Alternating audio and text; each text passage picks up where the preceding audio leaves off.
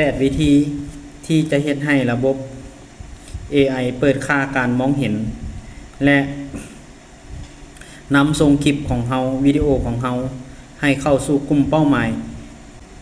ได้ดีที่สุดท่านในหังเจอปัญหาเนาะว่า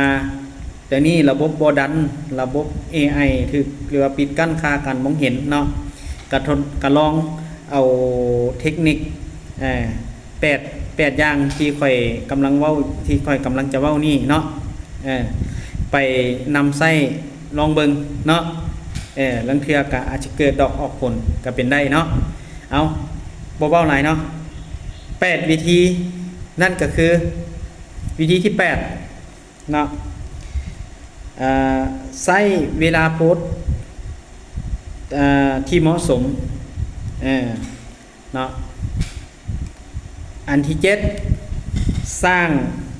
คำอธิบายที่ชัดเจนอันที่6ใช้ภาพหน้าปกที่น่าสนใจอันที่5มีการโต้ตอบกับผู้ชมอันที่4โพสต์อย่างสม่ำเสมออันที่3ใช้เทคนิคที่เกี่ยวข้องอันที่2สร้างเนื้อหาที่มีคุณภาพอันที่1ใช้คำสำคัญที่ถูกต้องหรือว่าใช้แฮชแท็กนั่นแหละเนาะเวลาเขาใช้แฮชแท็กนะเขาต้องใช้คำที่สำคัญที่เกี่ยวกันกับคลิปของเขาหั่นเนาะอันนี้นี่เป็นวิธีการ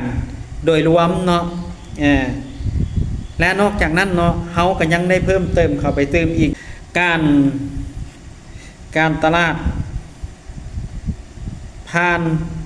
โซเชียลมีเดียเนาะเขาต้องได้เฮ็ดแบบทำการตลาดนะให้โซเชียลมีเดียอันนี้อาจจะเป็นพอค่าในค่าสาวขายทางออนไลน์เนาะการร่วมมือกับผู้สร้างเนื้อหาอื่นๆนี่เนาะอันนี้มันเพิ่มเติมเด้อพี่น้องเด้อสามารถเอาเข้ามาได้เนาะการวิเคราะห์ผลที่ได้รับเนาะเฮาต้องมีการวิเคราะห์เนาะหลังจากที่เฮาเฮ็ดมาแล้วเนาะคลิปนี้เพราะว่าค่อยจะมาเว้าอธิบายแบบรวมๆเด้อพี่น้องเด้อเนาะจะบ่ได้เจาะจงมีแต่คลิปหน้าเนาะคลิปหน้านี่ค่อยจะมาแจ้งแยกออกตีเนื้อหาตีใจความออกให้ละเอียดเนาะถ้าพี่น้องคิดว่า8เทคนิคนี้ดีมีประโยชน์เนาะก็ลองเอาไปใช้เบิ่งเอาไปหมุนใช้ลองเบิ่งเนาะบางครั้งจะเฮ็ดให้เฮาซ่องของเฮาเปิดค่าการมองเห็นระบบ AI เพิ่นจะได้ดันเนาะเอา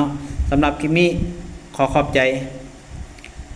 มักก็กดไลค์ถูกใจก็กดแชร์คอมเมนต์เข้ามาให้แน่เด้อพี่น้องเด้อตำหนิติชมมาได้เนาะเพื่อจะได้นำไปพัฒนาปรับปรุงและก็เปลี่ยนแปลงขอขอบใจ